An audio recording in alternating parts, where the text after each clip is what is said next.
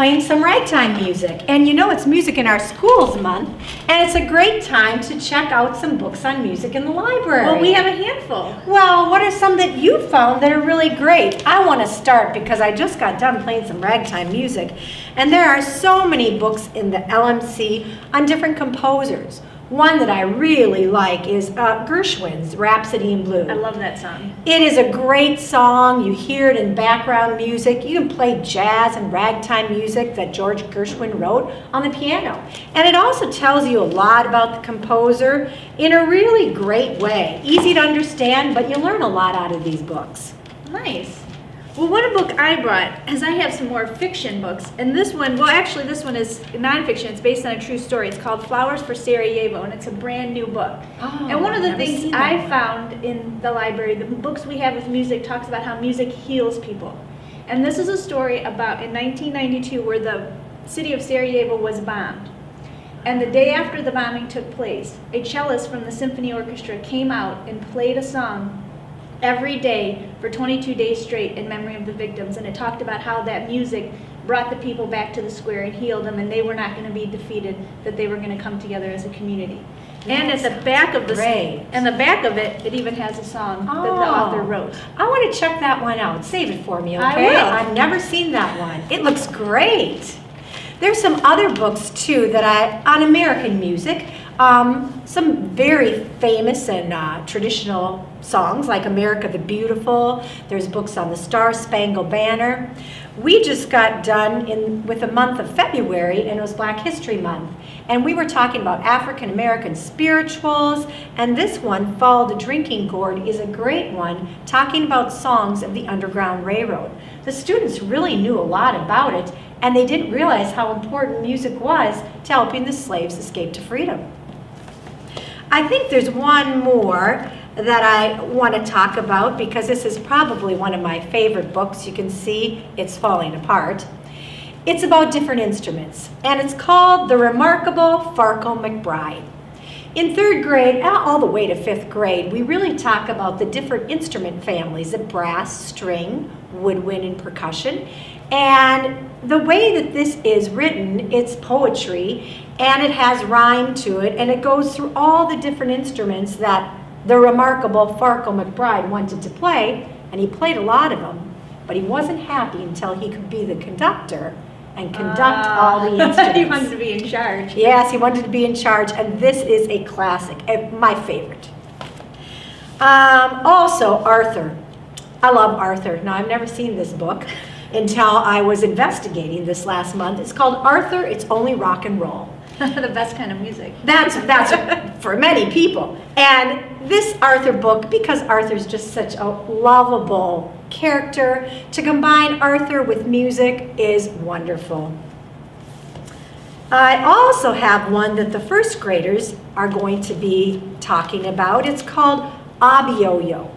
Sometimes stories like that one that you were showing, they have the song in the back of the book that you can actually sing. Oh, fun. Now this song, Abioyo, helps the community of the town where Abioyo is a giant sing, and it helps tame the giant to become friendly for the community.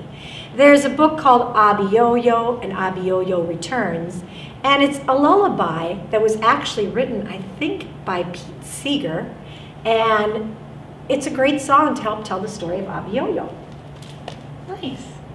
Do you have any others? I do. I have a couple novels that I want to talk about. One of them is one of my favorite books that I've read in the last couple years, called Echo. And this story starts off with Otto, a young man who gets lost in the woods. And he is alone, and he stumbles across 3 mysterious sisters, and they give him a harmonica. Then it skips ahead, and it goes into Friedrich's story in Germany. And Friedrich happens to come upon this harmonica. And it talks about Friedrich and his father and during the World War II. And then it gets into Peter's story. Oh, I'm going to mess this up. Mike's story in Pennsylvania. And Mike, decades later, all the way across the Atlantic Ocean, comes across this harmonica. And all through the story, each of these kids is dealing with something in their lives, and this harmonica brings them some peace and some guidance. And then the story skips ahead and the story stops. And you don't know what happens to each of these kids. And then it ends up with Ivy in California during World War II. And at the end of the story, the author takes all of these stories that have gone across time and the countries all around the world and brings them together in a way that's very surprising. It was just a very great story how she weaves everything together. That's a good one. I'll have to read this summer. And this last one I have is called Rooftoppers that I just came across in the library last year. And it's about a baby who washes up on the shore in a cello case. Oh, There's my been a gosh. shipwreck, and there's one baby that's the only survivor. And a man who's a bachelor in London finds her and decides he's going to raise her.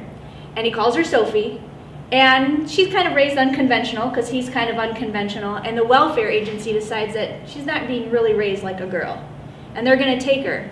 Well, the only clue they have to her past is the cello's maker's address that's in Paris inside the case that she was found in. So they decide to go on an adventure to Paris to find her mother and her history and her past. And as she does that, she runs across some kids who live in Paris on the rooftops. And she kind of goes with them and finds that mysterious world all the same time, listening for the cello of her mother. Oh, that sounds great. Yes, it's a great mystery. You have to That see is if they find her wonderful. past at the end. There's so many great books, and actually it's a great way to celebrate Music in Our Schools Month by checking these out. And before we stop, I've just got to talk about the classic, There Was an Old Lady Who Swallowed a Fly, or a spider, or a frog, or a turkey. There's so many different versions of this story, and the kids love it. Once they learn it, they can sing all these books. And I know I've seen them at the different book fairs too, that you can actually purchase these books. They're great. So I'm happy you told me about those books. I want to check some out for this summer and maybe even for spring break. Sounds great. Stop by the LMC. We'll have these on display for you to check out. Thanks, Mrs. Schmitz. Thanks, Mrs. DeParno.